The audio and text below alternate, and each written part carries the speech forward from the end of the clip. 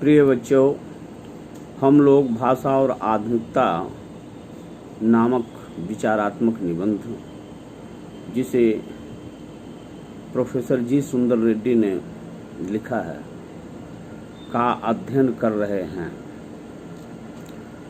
भाषा की साधारण इकाई शब्द है। शब्द के अभाव में भाषा का अस्तित्व ही दुरूह है। यदि भाषा में विकसनशीलता शुरू होती है तो शब्दों के स्तर पर दैनंदिन सामाजिक व्यवहारों में हम कई ऐसे नवीन शब्दों का इस्तेमाल करते हैं जो अंग्रेजी, अरबी, फारसी आदि विदेशी भाषाओं से उधार लिए गए हैं। वैसे ही नए शब्दों का गठन भी अनजाने में अनायास ही होता है।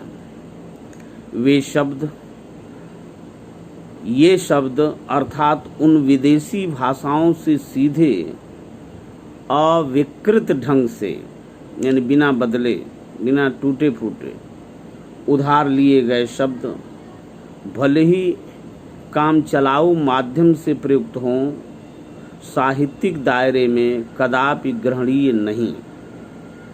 यदि ग्रहण करना पड़े तो उन्हें भाषा की मूल प्रकृति के अनुरूप साहित्यिक शुद्धता प्रदान करनी पड़ती है।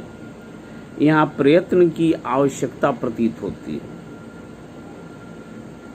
भाषा की इकाई शब्द है। शब्दों के अभाव में भाषा का अस्तित्व संकटग्रस्त होता है। भाषा में विकास तभी शुरू होता है जब उसमें शब्द हों, नए नए शब्द इस्तेमाल किए जाते हैं। उसमें अंग्रेजी, फारसी, अनेकानेक भाषाओं के शब्दों का भी इस्तेमाल हो जाते हैं और अनायास ही वे शब्द हमारी भाषा में आ जाते हैं और अविकृत ढंग से उन शब्दों को भले ही काम चलाओ ढंग से हम उसका प्रयोग करें, लेकिन साहित्यिक दायरे में वो ग्रहण करने की योग्य नहीं है। यदि ग्रहण ही करना पड़े तो भाषा का जो मूल स्वभाव है उसके अनुरूप उसको साहित्यिक शुद्धता प्रदान करनी पड़ती है। और एक प्रश्न यह है कि कौन इस साहित्यिक शुद्धिकरण का जिम्मा अपने ऊपर ले सकते हैं। हिंदी भाषा के नवीनीकरण अर्थात शुद्धिकरण के लिए भारत सरकार ने अब तक काफ़ी प्रयत्न किया है। इसके लिए सन 1950 में शास्त्रीय एवं तकनीकी शब्दावली आयोग की स्थापना की गई, जो विज्ञान की हर शाखा के लिए योग्य शब्दावली का निर्माण कर रही है। हिंदी साहित्य सम्मेलन जैसे ऐच्छिक संस्थाओं ने भी इस दिशा में कुछ महत्वपूर्ण काम किया।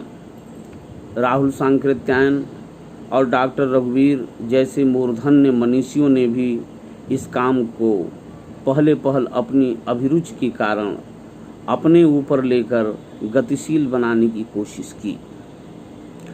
अब तक इस दिशा में जो कुछ भी कार्य हुआ है वह अपर्याप्त ही है, अर्थात काफ़ी नहीं है, क्योंकि यह कार्य अपनी शैशवकालीन दशा से गुजरकर, बचपने से गुजरकर आगे बढ़ नहीं सका। इसकी प्रगति के अवरोध में दो वर्ग बाधा डालते हैं। प्रथम वह वर्ग जो अपनी शुद्ध साहित्यिक दृष्टि के कारण आम प्रचलित उन पराये शब्दों को यथावत गणने में प्रयोग करने में, ग्रहण करने में संकोच करता है। दूसरा वह वर्ग जो अपने विषय में पारंगत होने पर भी साहित्यिक व भाषा वैज्ञानिक पृष्ठभूमि के अभाव में उन प्रयुक्त विदेशी शब्दों को मनमाने ढंग से विकृत कर अपनी मातृभाषा पर थोपना चाहते हैं।